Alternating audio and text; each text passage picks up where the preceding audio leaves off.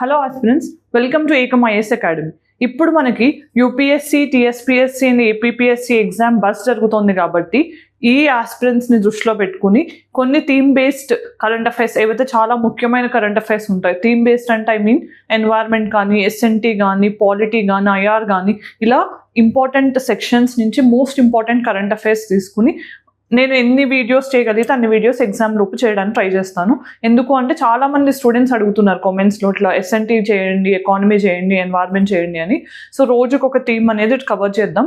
మీకు ఇంకా ఏమైనా థీమ్స్ కావాలంటే కామెంట్ సెక్షన్లో చెప్పండి. సో నేను అవన్నీ ఎగ్జామ్ లోపు I will try to cover as much as I can. So first ఇక్కడ మీకు ఇమేజ్ చూస్తే అర్థమవుతుంది. ఈరోజు మనం ఎన్వైర్న్మెంట్కి సంబంధించిన కొన్ని ముఖ్యమైన కరెంట్ అఫైర్స్ ఏంటనే డిస్కస్ చేద్దాం. సో ఫస్ట్ ఇక్కడ మనం డిస్కస్ చేయబోతున్న టాపిక్స్ ఏంటో చూద్దాం. గ్రోత్ ఇనిషియేటివ్, ఇది ఎవరు తీసుకొచ్చారు, దేని ఆబ్జెక్టివ్ ఏంటి, దెన్ మాంట్రియల్ ప్రోటోకాల్ అనేది న్యూస్లో ఎందుకు ఉంది, దాంతోపాటు బయోట్రిగ్ అంటే ఏంటి, ఇది చాలా ఇంపార్టెంట్, ఈ రెట్రోఫిట్మెంట్, ఇలాంటి టాపిక్స్ అనేవి యూపీఎస్సీ కూడా ఇచ్చి ఈ పర్టికులర్ టర్మ్ దేనికి సంబంధించిన డైరెక్ట్ క్వశ్చన్ అడిగే ఛాన్స్ కూడా ఎక్కువ ఉంటుంది అనమాట. Then global biofuel alliance, then global declaration on river dolphins కానీ, వైట్ హైడ్రోజన్. సో హైడ్రోజన్ అనేది చాలా చాలా ఇంపార్టెంట్ ఫ్యూయల్. ఇప్పుడు రీసెంట్ టైమ్స్లో అందరూ కూడా హైడ్రోజన్ మీద ఫోకస్ చేస్తున్నారు కాబట్టి క్వశ్చన్స్ వచ్చే ఛాన్స్ చాలా ఎక్కువ ఉంది.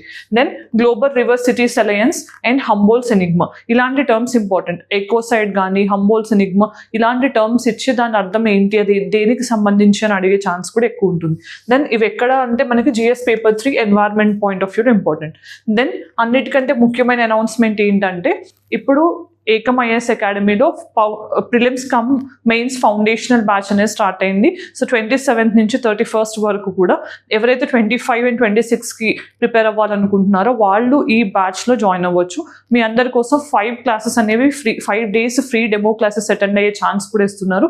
సో మీరు ఈ 5 days డెమో క్లాసెస్ అనేవి అటెండ్ అయ్యి you can decide. Okay, so కోర్స్లో మెంటర్షిప్స్ కానీ, రెగ్యులర్ వీకెండ్ టెస్ట్ కానీ, all the support and guidance will be provided along with optionals. So మీరు ఇక్కడ చూస్తే 27th నుంచి బ్యాచ్ స్టార్ట్ అవుతుంది.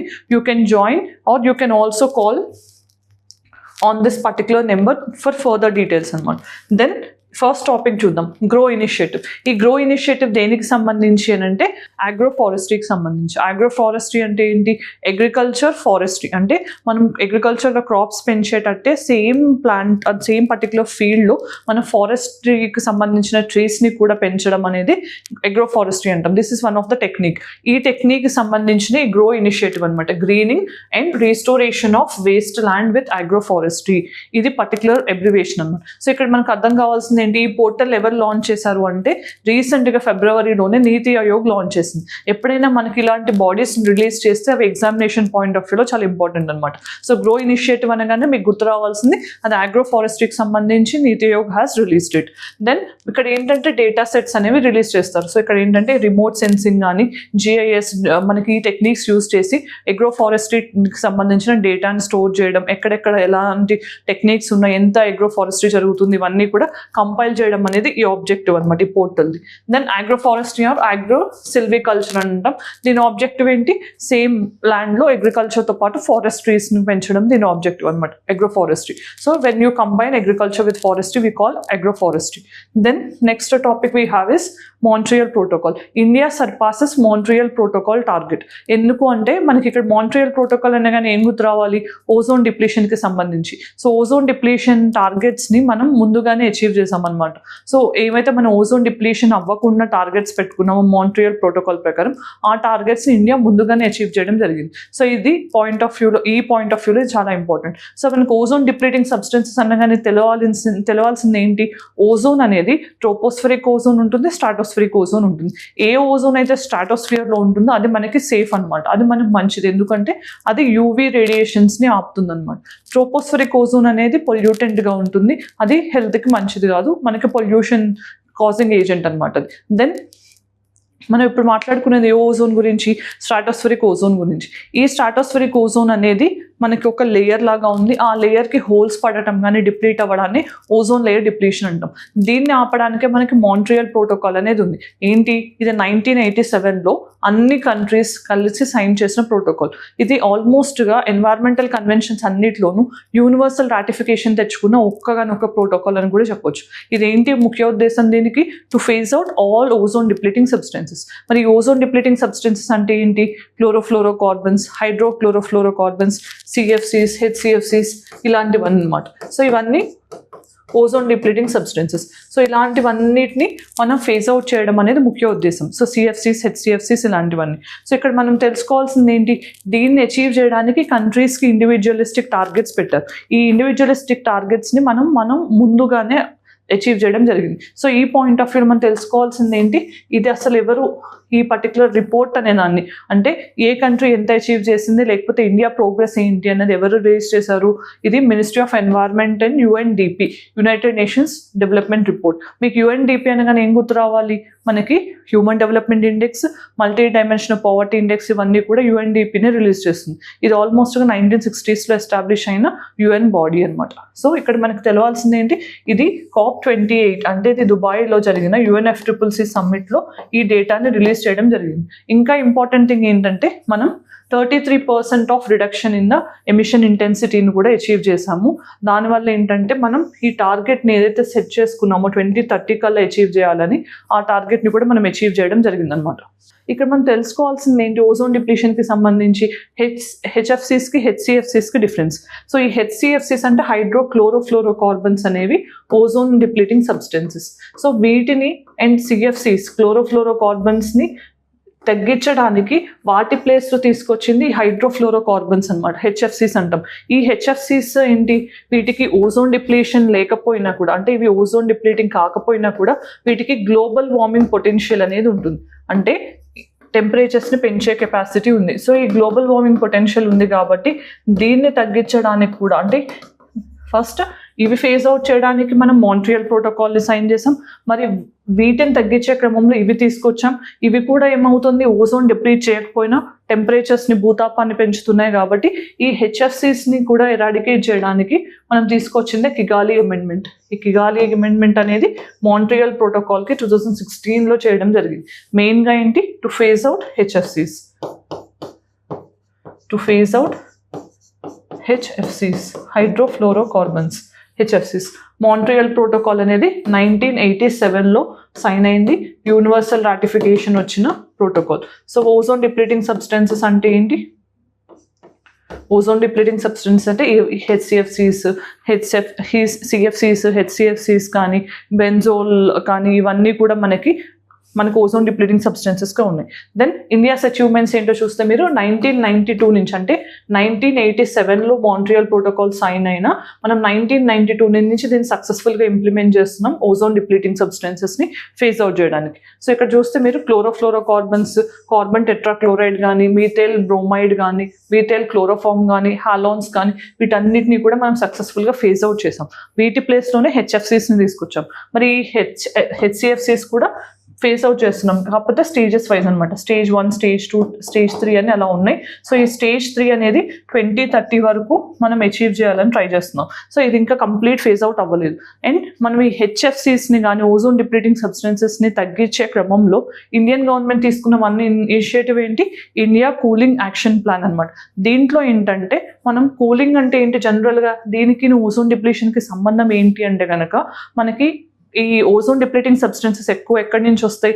రెఫ్రిజరేటర్స్, ఎయిర్ కండిషనర్స్, వీటి నుంచి వస్తున్నాయి. సో కూలింగ్ అనే ఆల్టర్నేటివ్స్, అంటే సస్టైనబుల్ కూలింగ్ ఆల్టర్నేటివ్స్ని ప్రమోట్ చేయడము, లేకపోతే కూలింగ్ డిమాండ్ని తగ్గించడం, ఇవన్నీ కూడా ఈ కూలింగ్ యాక్షన్ ప్లాన్లో ఇన్సెంటివ్స్ అనమాట.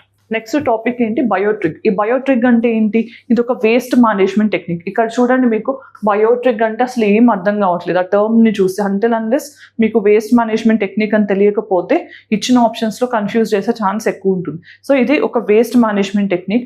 దేని మీద? పైరాలిసిస్ యూజ్ చేసే టెక్నిక్ అనమాట. పైరాలిసిస్ అంటే ఏంటి? Burning of the waste at very high టెంపరేచర్స్ని పైరాలిసిస్ అంటాం అనమాట. సో ఇక్కడ ఏంటి?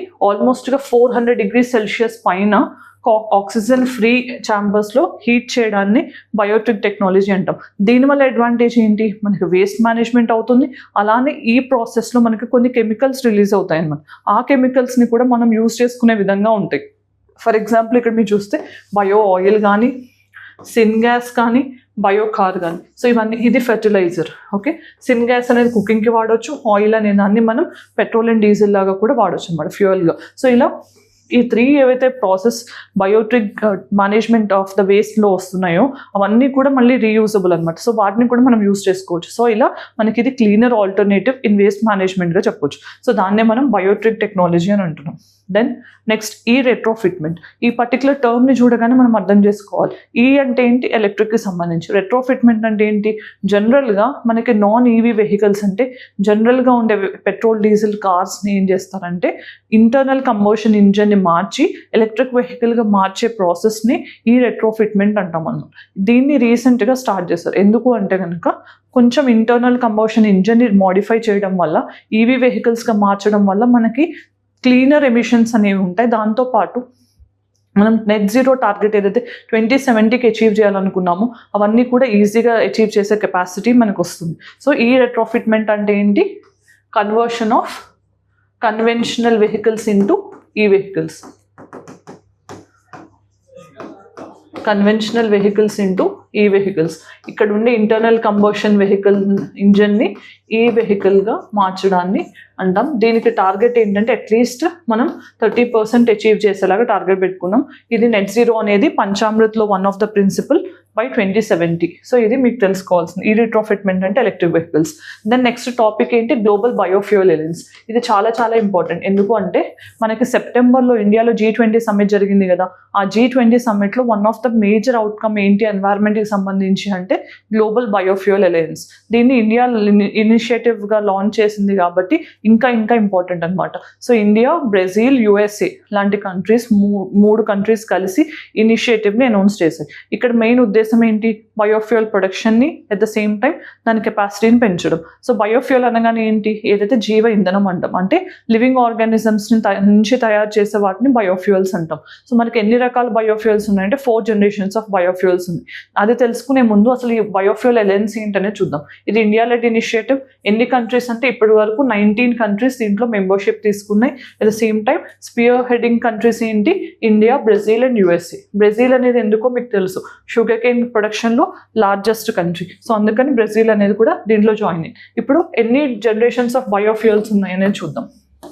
సో ఫస్ట్ జనరేషన్ అంటే ఏంటి, ఇవి ఎడిబుల్ సోర్సెస్ నుంచి. ఎడిబుల్ అంటే ఏంటి, ఫుడ్, మనం తీసుకునే ఫుడ్ నుంచి జనరేట్ చేసేవి బయోఫ్యూయల్స్. మరి దీంతో ప్రాబ్లం ఏంటి, ఫస్ట్ జనరేషన్లో ఎప్పుడైతే ఫుడ్ నుంచి చేస్తున్నామో అప్పుడు డిమాండ్ పెరగటం వల్ల జనరల్గా ఫుడ్ గ్రెయిన్స్ని మనకి ఫుడ్ పర్పస్కి కోసం కాకుండా దీనికోసం మార్చే, అంటే దీనికి చేంజ్ చేసే ఛాన్స్ ఉంటుందన్నమాట. అందుకని ఏం చేస్తున్నారు, షార్టేజ్ ఆఫ్ ఫుడ్ గ్రెయిన్స్ రాకూడదు, ఫుడ్ స్కేర్సిటీ రాకూడదు అని చెప్పి ఈ ఫస్ట్ జనరేషన్ బయోఫ్యూయల్స్ ప్లేస్లో సెకండ్ జనరేషన్ బయోఫ్యూయల్స్ని ప్రమోట్ చేస్తున్నారు. సెకండ్ జనరేషన్ బయోఫ్యూయల్స్ ఏంటి మనకి అంటే నాన్ ఎడిబుల్ సోర్సెస్ నుంచి. నాన్ ఎడిబుల్ సోర్సెస్ అంటే ఏంటి, ఏవైతే మనం తినలేము, కన్జ్యూమ్ చేయలేము అవన్నమాట. అంటే రాటన్ ఫుడ్ కానీ, అంటే పాడైపోయినవి, బ్రోకెన్ రైస్ కానీ, రాటన్ ఫుడ్ కానీ, ఇలాంటివన్నీ కూడా non edible sources. Then third generation biofuels ఏంటి, ఇవి ఆల్గే నుంచి తయారు చేసినవి. దెన్ ఫోర్త్ జనరేషన్ బయోఫ్యూయల్స్ అనేవి genetically modified crops, GM crops నుంచి తయారు చేసే బయోఫ్యూయల్స్. సో వీటన్నిటికీ రెస్పెక్టివ్ థింగ్స్ గుర్తుపెట్టుకోవాలి. దాంతోపాటు మనకి నేషనల్ బయోఫ్యూయల్ అలయన్స్ అనేది కూడా, నేషనల్ బయోఫ్యూయల్ పాలసీ అనేది 2018లో లాంచ్ అయింది. సో ఈ పర్టికులర్ పాలసీ ఫీచర్స్ అనేది కూడా చాలా ఇంపార్టెంట్. దెన్ ఇంకొకటి మనం గుర్తుపెట్టుకోవాల్సింది, దీనికి సంబంధించిన ఇనిషియేటివ్స్ ఏంటి, గోబర్ధన్ ఇనిషియేటివ్, సతత్ ఇనిషియేటివ్. ఇది అఫోర్డబుల్ ట్రాన్స్పోర్టేషన్కి, సస్టైనబుల్ అండ్ అఫోర్డబుల్ ట్రాన్స్పోర్టేషన్కి, ఇలాంటివన్నీ కూడా బయోఫ్యూయల్స్లో మనం రీసెంట్గా తీసుకున్న ఇనిషియేటివ్స్ అనమాట. దెన్ నెక్స్ట్ టాపిక్ ఏంటి, global declaration on river dolphins. River dolphins అనగానే మనకు గుర్తొచ్చేది ఏంటి, ఇండియాలో గ్యాంగెటిక్ డాల్ఫిన్, ఇది కూడా రివర్ డాల్ఫిన్. దాంతోపాటు ఇండస్ రివర్ డాల్ఫిన్ కూడా ఉంది. సో ఇలా ఈ పర్టికులర్ రివర్ డాల్ఫిన్స్ని కన్జర్వ్ చేయడానికి గ్లోబల్ లెవెల్ డిక్లరేషన్ అనేది కొన్ని Asian countries and south American కంట్రీస్లో సైన్ అయిందనమాట. సో ఆల్మోస్ట్గా 11 ఏషియన్ కంట్రీస్ అండ్ కొన్ని సౌత్ అమెరికన్ కంట్రీస్ కలిసి ఈ డిక్లరేషన్ని సైన్ చేశాయి. ఏంటంటే మెయిన్గా వీటి పాపులేషన్ పడిపోకుండా ఎంకరేజ్ చేసే విధంగా, ఇంకా పాపులేషన్ పెంచే విధంగా ఈ డిక్లరేషన్ సైన్ చేశారు. సో ఇక్కడ చూస్తే బంగ్లాదేశ్ కానీ, Bolivia, Brazil, Cambodia, Colombia, Ecuador, India ఎప్పుడైనా మెంబర్ అయినా సైన్ చేసిన చాలా important. Then Nepal, Pakistan, Peru and Venezuela. So ఈ అన్ని కంట్రీస్ కలిసి ఈ డిక్లరేషన్ సైన్ చేశాయి. సో అసలు ఫస్ట్ ఇప్పుడు రివర్ డాల్ఫిన్స్ అంటే ఏంటి? జనరల్గా ఫ్రెష్ వాటర్లో ఉండే డాల్ఫిన్స్ని రివర్ డాల్ఫిన్స్ అంటాం. సో ఇవేంటంటే మనకి జనరల్గా 6 స్పీసెస్ ఉన్నాయి. ఆ 6 స్పీసెస్ ఏంటనేది మీకు ఇక్కడ ఉంది. అమెజాన్ బేసిన్ కానీ, ఇండస్. సో మనకి కంట్రీలో ఏమేమి ఉన్నాయి? ఇండస్ బేసిన్ డాల్ఫిన్ కానీ, గ్యాంగెటిక్ డాల్ఫిన్, ఇట్రావడి డాల్ఫిన్స్ కూడా ఉన్నాయి అనమాట. సో ఈ 3 టైప్స్ ఆఫ్ థింగ్స్ మన ఇండియాలో ఉన్నాయి. బట్ ఈ 6 కాకుండా 7th వన్ కూడా ఉండేది. అదేంటంటే చైనీస్ రివర్ డాల్ఫిన్, కానీ అది ఎక్స్టింక్ట్ అయిపోయింది ఎప్పుడు 2007లోనే. సో డిస్ట్రిబ్యూషన్ చూస్తే ఎక్కువగా Asian countries and south American కంట్రీస్లో ఉన్నాయి కాబట్టి ఈ కంట్రీ రేంజ్లో ఉన్నవి మాత్రమే సైన్ చేశాయి. దాన్ని ఇంకొకటి మనం తెలుసుకోవాల్సింది ఏంటి? ఈ రివర్ డాల్ఫిన్స్ అనేవి ఫ్రెష్ వాటర్ హ్యాబిటాట్ని ఇండికేటర్ స్పీసెస్గా ఉంటాయి అన్నమాట. ఇండికేటర్ అంటే ఏంటి? ఎప్పుడైతే ఈ ఫ్రెష్ వాటర్స్ ఉన్న రివర్స్ కానీ ఇవన్నీ పొల్యూట్ అయితే అక్కడ ఇలాంటి డాల్ఫిన్స్ సర్వైవ్ అవ్వవు. అంటే ఇవి ఉన్నాయి అంటే ఆ వాటర్ ఫ్రెష్ వాటర్ అని, పొల్యూట్ అవ్వని వాటర్ అని మనకు అర్థమవుతుంది. So they serve as indicator species.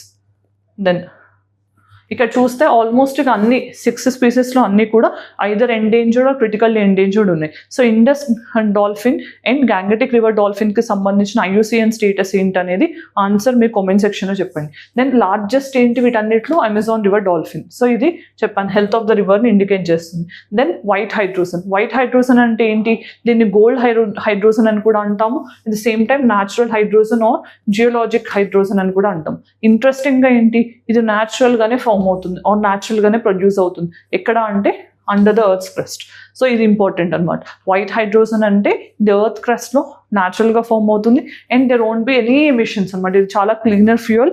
And ఇంకోటి తెలుసుకోవాల్సింది మనం, ఇది cheaper as well as more efficient and abundant కూడా. సో మనకు తెలిసింది ఇంకేంటి? ఈ కంట్రీస్ US కానీ, eastern Europe, Russia, Australia, France and other countries అన్నిట్లో కూడా ఈ white hydrogen and its deposits అనేవి కనిపిస్తున్నాయి. సో ఇక్కడ మనం ఈ కాంటెక్స్లో తెలుసుకోవాల్సింది ఏంటి? హైడ్రోజన్లో ఉన్న రకాలు ఏంటి అనేది. సో హైడ్రోజన్లో ఉన్న రకాలు ఏంటి అనేది ఇక్కడ ఉంది మీకు.